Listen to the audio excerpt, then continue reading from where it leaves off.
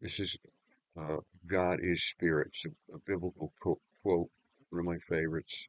Um, John 4, chapter 4, verse 20 through 24. A Samaritan woman at Jacob's well says to Jesus, "Our ancestors worshipped on this mountain, but you people say that the place to worship is in Jerusalem." Jesus said to her, "Believe me, woman, the hour is coming when you will worship the Father neither on this mountain nor in Jerusalem." And I underline nor in Jerusalem uh, because of the chaos that's going on. You people worship what you do not understand. We worship what we understand because salvation is from the Jews. But the hour is coming and now and is now here when true worshippers will worship the Father in spirit and truth. And indeed, the Father seeks such people to worship him. God is spirit, and those who worship him must worship in spirit and truth. And then for most of these videos, people who've been watching um, are aware of my uh, what I'm posing or trying to say here. Worship in the Spirit of God that is omniversal or omnipresent in all things, not only in Jerusalem, Mecca, Rome, a mountaintop, a church, a mosque, a Kaaba, a temple, your friends, family, or any person, place, activity, or thing.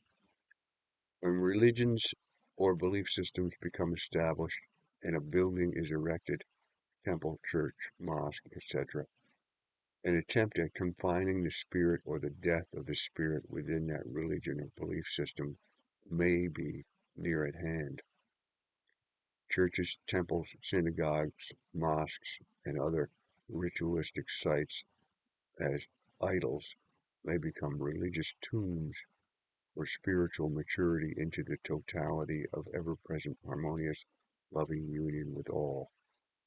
These are places to gather to possibly experience isolated glimpses of the spiritual oneness found in the harmonious loving union with the omniversal spirit, like immersing into a sporting or entertainment event and cheering with the crowd. Being there may be good practice for omniversal loving harmony if we are conscious and do not let them become our spiritual gravesite or the only place that we can breathe. Jesus wants autonomous, loving individuals carrying, and God wants this, wants autonomous, loving individuals carrying on their personal, intimate love relationship with God wherever they are or will be, because God has been, is, and will be wherever they are in every moment of their lives. Spirituality and or the atomically charged spirit of God does not only live fully within the limiting confines of structures at specific times of the day or week. It is alive everywhere all the time. It is fully alive when it breathes in all places. To the degree that it becomes focused on any person, place, building, direction, or thing, to that degree it is combined or limited in a form of idolatry. Many, if not all, religious institutions have become obstacles to and or corruptions of the love between the individual and omniversal energy or the Spirit of God. Spirit, matter, and energy appear to be synonyms and will be used as if they were throughout this writing. Einstein's theory, or it's attributed to Einstein, it may be somebody else's theory that Einstein borrowed or helped develop. The theory of E equals mc squared, energy equals mass times the speed of light squared, appears to unify matter and energy. Uh,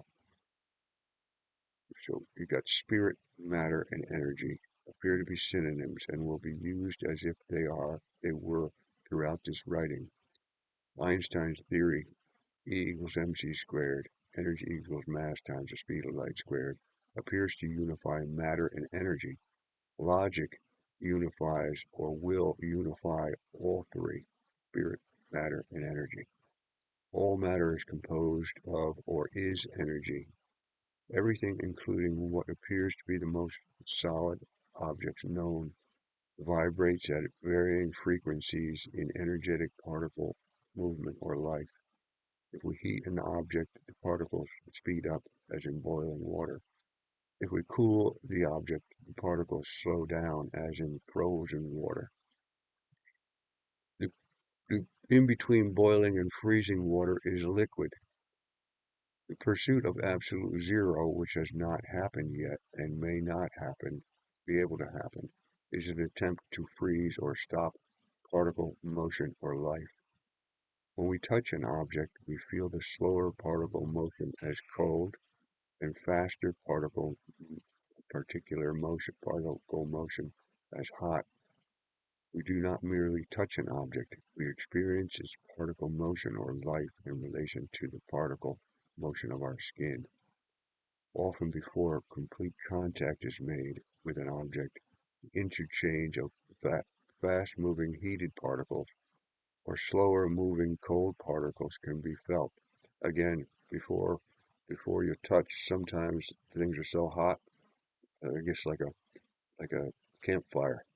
You get away from it. The heat that's coming off of it can be felt at distance, or a hot object can be felt, or a cold object, like an ice cube. You can feel ice cube before you touch it.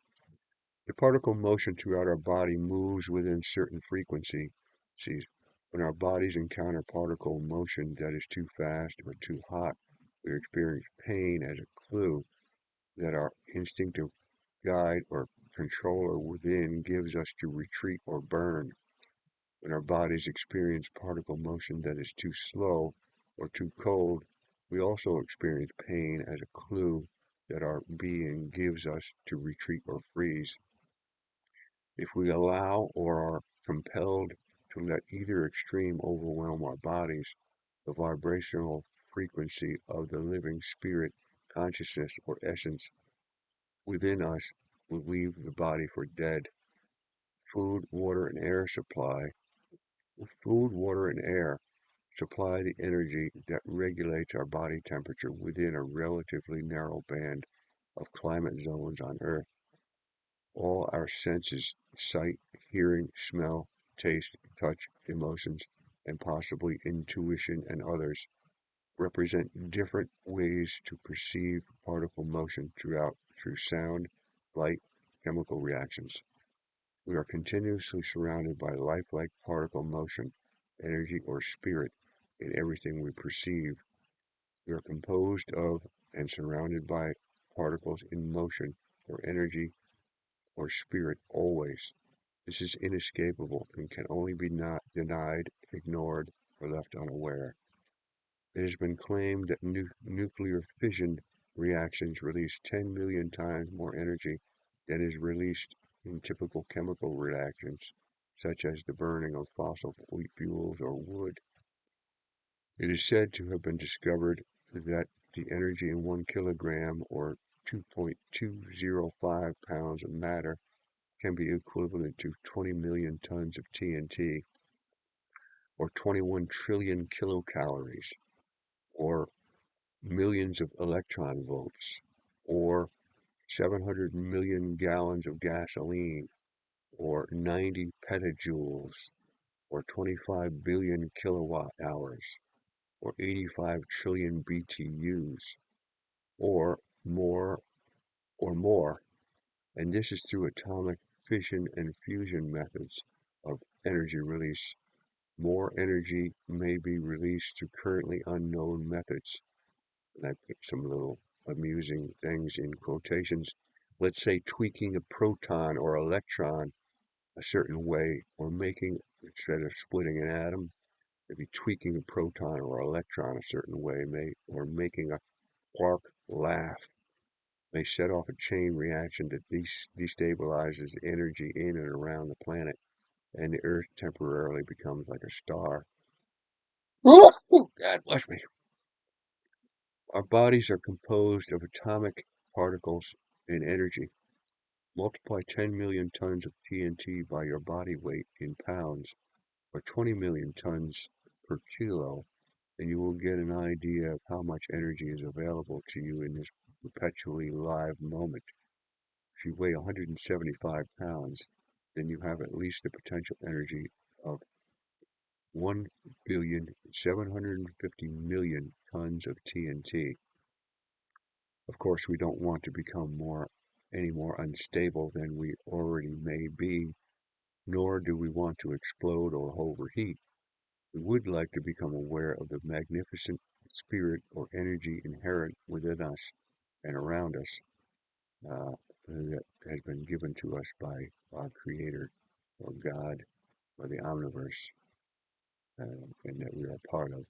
This energy may not be available at the explosive level without some alteration of the atoms present, but it is there. Many of us live our lives through to old age and death. Back up. Many of us live our lives through to old age and death pay, without any attention given to its presence. All this intense and dramatic energy in the omniverse must be God's spirit.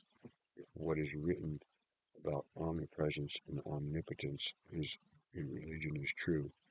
But God is everywhere in all power, and omniversal atomic energy is everywhere in all power. Then they must be the same. Omnipresence and omnipotence, all power, can be unifying ideas or bridges between science and religion, or religion and atheism, and or all people.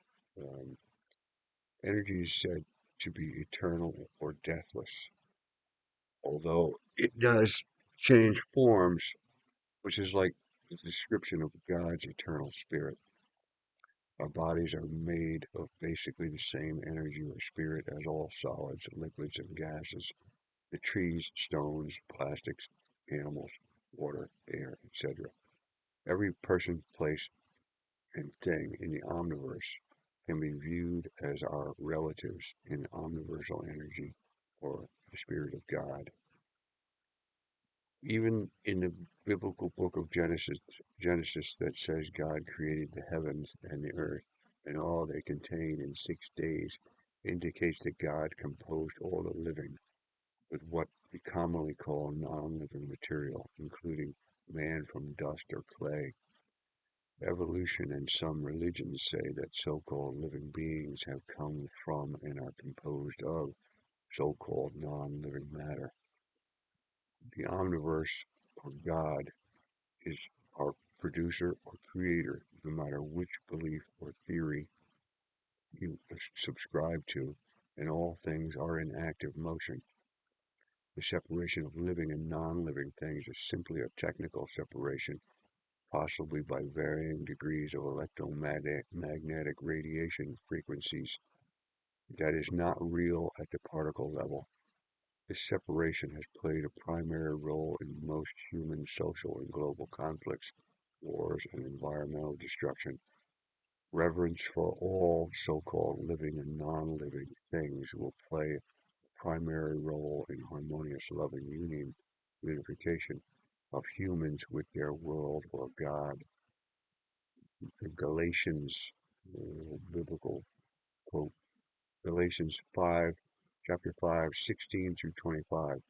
I say then, live by the Spirit, and you will certainly not gratify the desire of the flesh. For the flesh has desires against the Spirit, and the Spirit against the flesh. These are opposed to each other, so that you may not do what you want. But if you are guided by the Spirit, you are not under the law. Now the works of the flesh are obvious: immorality, impurity, licentiousness, idolatry, sorcery, hatreds, rivalry, jealousy, outbursts of fury, acts of selfishness, dissensions, factions, occasions of envy, drinking bouts, orgies, and the like. I warn you, as I warned you before, that those who do such things will not inherit the kingdom of God. In contrast, the fruit of the Spirit is love, joy, peace, patience, kindness, generosity, faithfulness, gentleness, self-control. Against such as of these there is no law. I put that in bold letters. Um, Now those who belong to Christ have crucified their flesh with its passions and desires. If we live in the Spirit, let us also follow the Spirit. All right, so God is Spirit.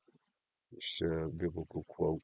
Um, uh, was said 2,000 years ago or 1,900 years ago.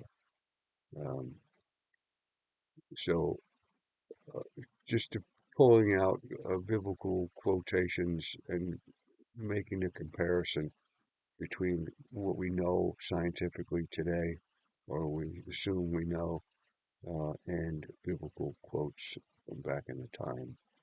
And although it's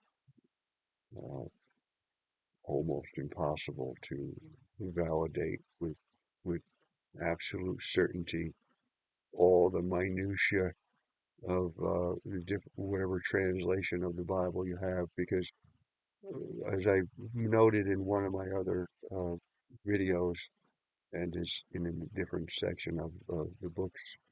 Um, there's a couple different versions of or translations. One has God is a spirit, and most of them have God is spirit. If God is spirit chimes in with this our reading and our this video. Um, but the God is a spirit is a little bit different. So again, because we don't know for certain which one is absolutely correct, we're choosing one that fits this narrative of God being omnipresent and omnipotent and present everywhere, all powerful and all knowing, omniscient, and the creator of all things. We narrow that down. If you're going to make those statements about God, then God, that God has to be the omniverse. And so anyway, again, the omniverse, in case somebody is just picking this up without having watching the other videos or getting the other information. Um, the omniverse is all things, everything. What what and where, whatever's going into a black hole or going into another dimension. If there's another dimension, then the omniverse is that dimension also. If there's multiple universes, if there's other universes, there may only be one universe, but if there are more than one universe, the term multiverse is a common term, but multi could be two. There could be two over here. There could be two over here. This could be a multiverse, and this could be a multiverse. Well, the omniverse is going to fuse any and all possible universes if they exist into everything. Nothing is going to escape. No, no, nothing known or unknown or yet to be known is going to escape this term. It's going to include everything. If the if the universe is expanding, it must be expanding into something. If the universe started out as a singularity, uh, then it had to have been in something. Can't expand into something if it's that something that it's expanding into didn't exist. So even whatever this universe, if it did start like that, if God existed and God made the universe and made the planets, then God had to exist in something, and that God is in that whatever that was before the beginning of the universe, and whatever it's expanding into is this omniverse, and the God that's all powerful and all and omnipresent and knows all things, knows all the details of what's beyond in apparent infinite space in all directions. So, regardless of whether we have a universe that started in a singularity or started with God, made the universe, and said, "Let there be light," and "Let there be this," spoke it into existence. It had to be brought about into something, and that something, whatever, anything else that you can think of, or science or humanity, or discovers or unfolds or finds, or anything God reveals or nature reveals or the omniverse reveals. It's all part of the same thing. And for me, God and the omniverse are the same because they're both omnipotent, they're both omnipresent, and they both would have knowledge of all their things, and to be the creator of all things. So the two have to be the same. So anyway, God is spirit, um, fits with science. Um, they're both talking about the same spirit. So anyway, we got a nice little short video. I'm going to go on to the next couple. Got a couple more chapters of God is light. God is. I've already done one on God is love, or the love. What is love? Um, and God is a consuming fire. And I think I have one or two more God is statements that have come out of ancient texts, the Old Testament, New Testament, and even the Quran, also the Bhagavad Gita with Krishna. All right, so later.